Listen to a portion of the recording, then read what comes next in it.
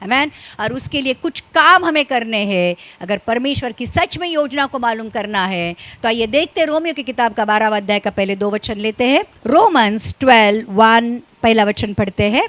इसीलिए हे भाइयों, मैं तुमसे परमेश्वर की दया स्मरण दिलाकर विनती करता हूँ कि अपनी शरीरों को जीवित और पवित्र और परमेश्वर को भावता हुआ बलिदान करके चढ़ाओ। पहली रिक्वायरमेंट ये है कि अपने शरीर को, ये शरीर को देखो, शरीर है ना, ये शरीर ही है जो पाप करवाता है।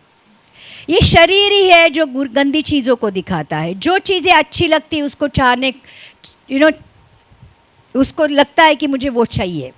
ये शरीर ही है जो गलत इच्छाओं को प्रकट करता है, गलत इच्छाओं को पूरी करने की अभिलाषा रखता है।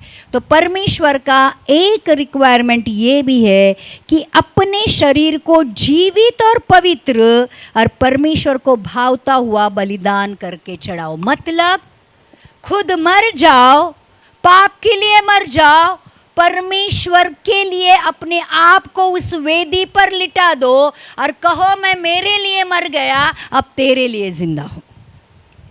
और जब हम पापों से दूर होकर परमेश्वर के साथ चलने लगते हैं, लिखा है परमेश्वर प्रकाश है, और जो प्रकाश के साथ, जगत की ज्योति के साथ सहभागिता रखता है, परमेश्वर यीशु मसीह का लहू उसको हरेक पाप से शुद्ध करता रहता है। जब हम परमेश्वर के साथ चलने लगते हैं प्रियो, फिर हम परमेश्वर के जैसे ज्योति में चलने लगते हैं और हमारी ज़िंदगी से पाप निकलने लगते हैं। हम अपने आप के लिए मर जाते हैं और परमेश्वर को भावता हुआ बलिदान हम उसके लिए चढ़ाते रहते हैं। और वो लिखा है कि वही तुम्हारी आत्मिक सेवा है। जो खुद के लिए मरता है वही परमेश्वर के लिए योग्य पात्र ठहरता है और उसी को परमेश्वर इस्तेमाल करना शुरू करता है। अगर एक तरह पे हम लगेंगे कि मेरी भी इच्छा पूरी कर और तेरी भी इच्छा पूरी कर, प्रभु पहले मेरी पूरी कर फिर मैं तेरी पूरी करूंगा। हमें यह कहना है प्रभु मेरी नहीं, मेरी नहीं, हमें उस स्टेज तक आना है और बहुत कम लोग कर पाएंगे और इसलिए बहुत कम लोग स्वर्ग जा पाएंगे। ये भी ध्यान रखना, बहुत बड़े बड़े महारथी इधर छोड़े जाएंगे, क्योंकि वचन ये कहता है हे प्रभु बोलने वाले नहीं, परंतु पिता की इच्छा पूरी करने वाले स्वर्ग के राज्य के वारिस होंगे। बराबर। फिर वो कहेंगे प्रभु भूत निकाले, किसको पूछ कर निकाले? प्रभु भविष्यवाणी की, किसको पूछ कर की? प्रभु दुष्ट आत्माओं को भगाया, किसको पूछ कर किया? हाँ अच्छा काम किया, लेकिन मुझे पूछ कर नहीं किया, मेरी इच्छा नहीं थी वो। कितने लोग समझ रहे हैं? तो प्रियो, आज देखो यूहन्ना बपतिस्मा करने वाले ने सिर्फ एक ही प्रचार किया कि मन फिराओ क्योंकि परमेश्वर का राज्य करीब है, और पश्चाताप करने वालों को उसने से बपतिस्मा दिया। आपको पता है यूहन्ना बपतिस्मा करने वाले ने एक भी चिन्ह चमत्कार नहीं किया, एक भी नहीं। उसका काम क्या था? मन फिराओ क्योंकि परमेश्वर का राज्य करीब है ये कहना और लोगों को पानी का बपतिस्मा देना। तो आज हमारी जिंदगी के लिए परमेश्वर की क्या योजना? योजना के बाहर जाकर काम करोगे परमेश्वर नहीं गिनेगा, फिर वो कितने भी महान काम क्यों ना हो। और इसलिए आज अगर हम परमेश्वर का इस्तेमाल हमारी जिंदगी के लिए कर रहे, ओके, कोई प्रॉब्लम नहीं है, लेकिन जब परमेश्वर के राज्य के लिए हमारा इस्तेमाल होना शुरू होता है, वही परमेश्वर के राज्य में प्रवेश करेंगे। ये भी ध्यान रखना। और इसलिए वचन ये कहता है पहले तो अपने आप को मार दो, अपनी इच्छाएं, अपनी आकांक्षाएं, अपने प्लान्स, अपने पर्पस, अपना सब कुछ छोड़ दो, जैसे अब्राहम ने किया। अपना घर, अपना देश और अपने कुटुंबियों को छोड़कर जिस देश में, अब आज परमेश्वर हमें ये कहता है अपना घर, अपने कुटुंबी, अपने देश को छोड़कर जिस देश में मैं तुझे लेके जाने को चाहता हूं वहां पर मेरे साथ निकलने पड़। और अपना देश कहाँ है? हमारा स्वदेश स्वर्ग है, जहाँ पर यीशु मसीह हमें लेके जाने के लिए आने वाला है। तो प्रियो, पहली बात शारीरिक इच्छाओं को मार दो, और दूसरी बात ये लिखा है इस संसार के सदृश्य न बनो, इस संसार के सदृश्य न बनो।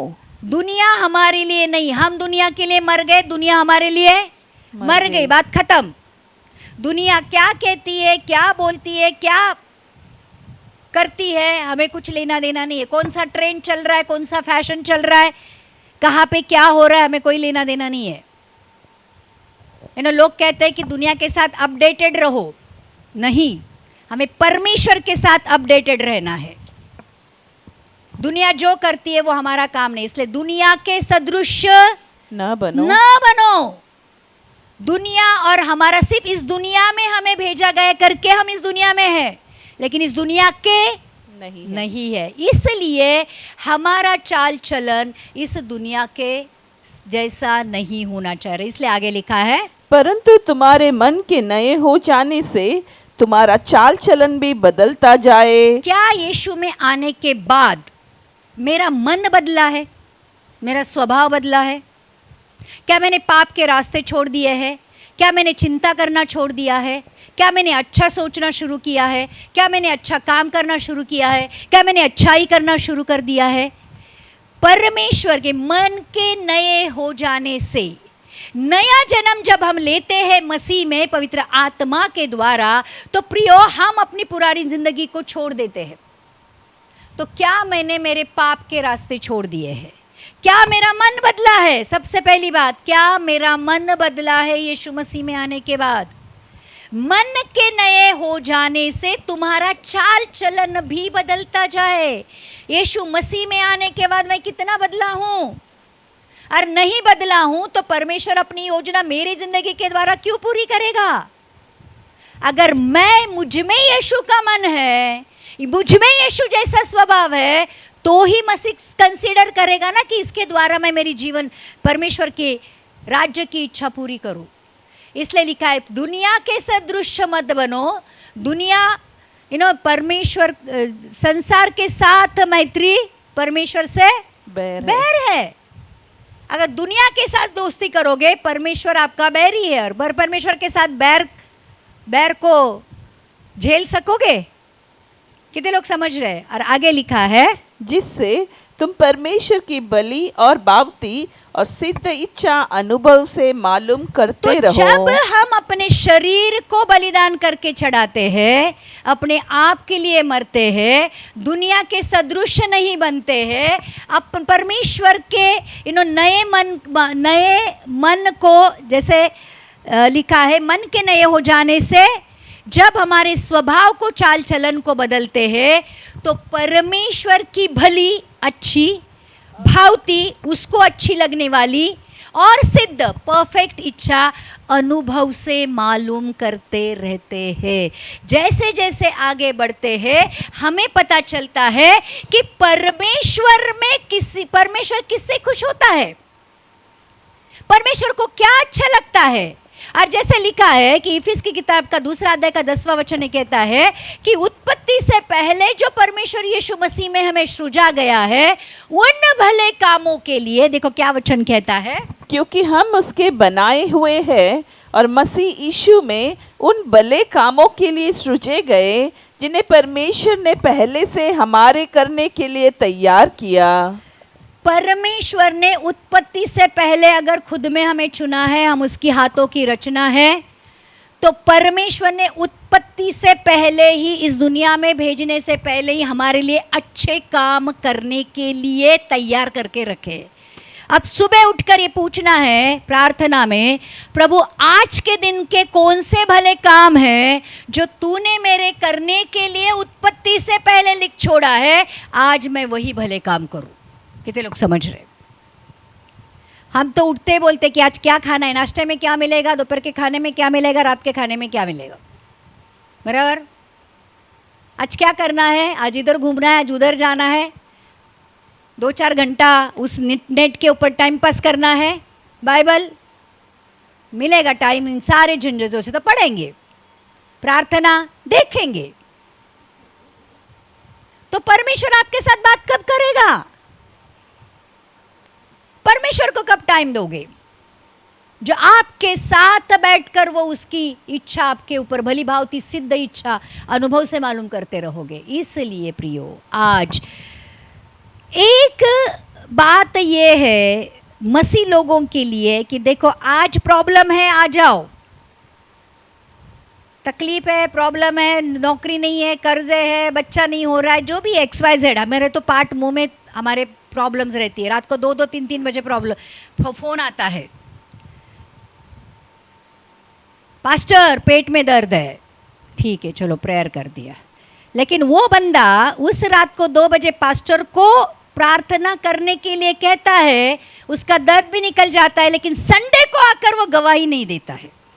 दर्द गया, मसीह गया, पास्टर गया। कितने लोग समझ रहे हैं? बराबर। तो आज अगर परमेश्वर को इस्तेमाल करना है, करो, वो कुछ ऑब्जेक्शन नहीं लेगा। लेकिन ये की बात ध्यान रखना, जो आज चेतावनी है, परमेश्वर की इच्छा को जानकर उसकी इच्छा पूरी करने वाले को ही यीशु मसीह आकर स्वर्ग में लेके जाने वाला है। अब फिर दरवाज़ा एक बार बंद हो जाएगा, कितना भी खटखटाओ, कितना भी पश्चाताप करो, नहीं खुलने वाला है। आज ही समय है, परमेश्वर की इच्छा को जानो। प्रियो, सच में आज देखो, बाकी चिन्ह चमत्कार होते रहेंगे, परमेश्वर का आत्मा आपके अंदर रहेगा। चिन्ह चमत्कार होना एक मसीह जीवन का बाय प्रोडक्ट है। जैसे अगर आपने प्रोटीन खाया तो आपका शरीर तंदुरुस्त होना बड़ी बात नहीं है, वैसे ही पवित्र आत्मा का सामर्थ्य आपके अंदर और आपके साथ में है, तो चिन्ह चमत्कार होता ही रहेगा और होना भी चाहिए। लेकिन उसके साथ पवित्र आत्मा हमें इसलिए दिया गया है कि परमेश्वर की इच्छा मालूम करके उस इच्छा को पूरी करते रहो। तो प्रियो, आज प्रश्न ये है कि कितने लोगों के अंदर ये इच्छा है ये जानने की परमेश्वर की मेरे लिए क्या इच्छा है, पहली बात। और कितने लोगों को वो पूरी इच्छा पूरी करने के लिए बलिदान करने की आज इच्छा है।